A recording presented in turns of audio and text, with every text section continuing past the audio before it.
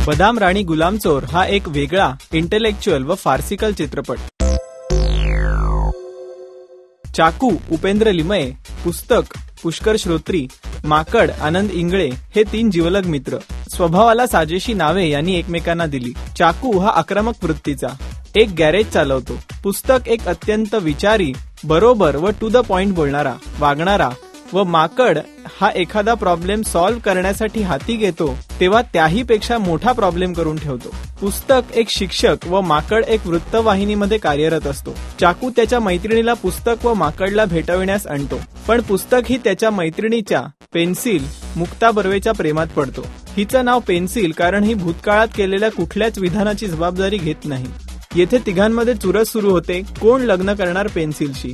तर दुसरीकडे 2 उमेदवारांमध्ये खुर्चीसाठी युद्ध चालू होतं.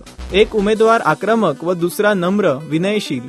सत्ता कुणाला व कोणाच्या प्रेमाचा विजय होतो हे कळेल बदाम राणी गुलामचोर चित्रपटात. हा चित्रपट विचार करायला लावणारा व चांगल्या दर्जाचा आहे. दिग्दर्शन, कथा, पटकथा उत्तम, गाणे, संगीत श्रवणीय.